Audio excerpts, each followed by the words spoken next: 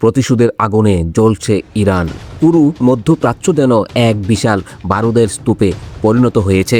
অনেকে ভেবেছিল নেতৃত্ব সংকটের পর ইরান দমে যাবে, কিন্তু ঘটনা ঘটল উল্টোটা। সংঘাত এখন পূর্ণমাত্রার যুদ্ধে রূপ নিয়েছে। দীর্ঘদিন ধরে আঞ্চলিক শক্তির লড়াই চললেও এবার পরিস্থিতি সরাসরি রাষ্ট্র বনাম রাষ্ট্রের যুদ্ধে পরিণত হয়েছে। ইরান একের পর এক ক্ষেপণাস্ত্র ছুড়ছে।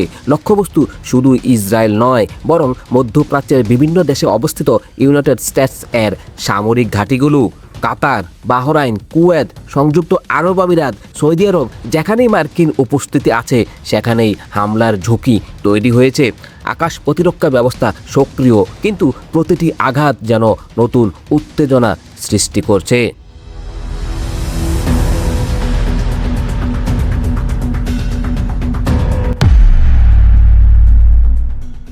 এখন প্রশ্ন উঠছে, ইরান কতক্ষণ টিকে থাকতে পারবে? সামরিকভাবে ইরানের রয়েছে বড় ক্ষেপণাস্ত্র ভান্ডার, ড্রোন প্রযুক্তি এবং আঞ্চলিক প্রক্সি নেটওয়ার্ক। কিন্তু সরাসরি যুক্তরাষ্ট্র ও ইসরায়েলের সম্মিলিত শক্তির বিরুদ্ধে দীর্ঘমেয়াদী যুদ্ধে টিকে থাকা অত্যন্ত কঠিন চ্যালেঞ্জ। যুক্তরাষ্ট্রে রয়েছে আধুনিক বিমানবাহী রণতরী, স্টেলথ ফাইটার, স্যাটেলাইট নজরদারি ও সাইবার সক্ষমতা। ইসরায়েলের আকাশ প্রতিরক্ষা ব্যবস্থা যেমন আয়রন ডোম ও উন্নত ক্ষেপণাস্ত্র প্রতিরোধ ব্যবস্থা ইরানের বহু আক্রমণ প্রতিহত করতে সক্ষম। তবে যুদ্ধ কেবল অস্ত্রের লড়াইই নয়, এটি মনস্তত্ত্ব ও সহনশীলতার লড়াইও। ইরান দীর্ঘদিন ধরে নিষেধাজ্ঞার মধ্যে টিকে থাকার অভিজ্ঞতা অর্জন করেছে। তাদের কৌশল সরাসরি ধ্বংস নয়, বরং প্রতিপক্ষকে ক্লান্ত করা, অবকাঠামোতে আঘাত করা, জ্বালানি সরবরাহ ব্যাহত করা এবং অঞ্চল জুড়ে একটা অস্থিরতা সৃষ্টি করা। আর এই লং গেম কৌশলই এখন তেহরানের একমাত্র ভরসা।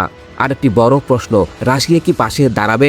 রাশিয়া ও ইরানের মধ্যে সামরিক ও কৌশলগত সম্পর্ক রয়েছে, কিন্তু রাশিয়া নিজেও বহু আন্তর্জাতিক চাপের মুখে। সরাসরি যুদ্ধ জড়িয়ে পড়া মানে বৈশ্বিক শক্তির সরাসরি সংঘর্ষ। তাই রাশিয়ার সম্ভাব্য সহায়তা হতে পারে সীমিত। গোপনে অস্ত্র সরবরাহ, গোয়েন্দা তথ্য বা কূটনৈতিক সমর্থন। প্রকাশ্যে সামরিক হস্তক্ষেপের সম্ভাবনা তুলনামূলক কম, কারণ তা সংঘাতকে একটি বিশ্বযুদ্ধে রূপ দিতে পারে। এই যুদ্ধ কতদিন চলতে পারে? ইতিহাস বলছে মধ্যপ্রাচ্যের সংঘাত খুব কমই দ্রুত শেষ হয়। এটি হয়তো কয়েক সপ্তাহের তীব্র হামলা দিয়ে শুরু হলেও পরে দীর্ঘস্থায়ী সীমিত যুদ্ধ বা প্রক্সি সংঘাতে রূপ নিতে পারে। যুদ্ধবিরতি, পুনরায় আবার হামলা, আবার কূটনৈতিক আলোচনা, এভাবেই বহু বছর ধরে অস্থিরতা চলার ঝুঁকি রয়েছে। সবচেয়ে বড় ধাক্কাটি এখন আসছে বৈশ্বিক অর্থনীতিতে। হরমুজ প্রণালী দিয়ে বিশ্বের উল্লেখযোগ্য অংশের তেল পরিবহন হয়। ইরান অলরেডি হরমুজ প্রণালী বন্ধ করে দিয়েছে। তেলের দাম হঠাৎ করে বেড়ে যেতে শুরু করেছে। শেয়ার বাজারে ধস চলে এসেছে। মূল্যস্ফীতি বৃদ্ধি হচ্ছে।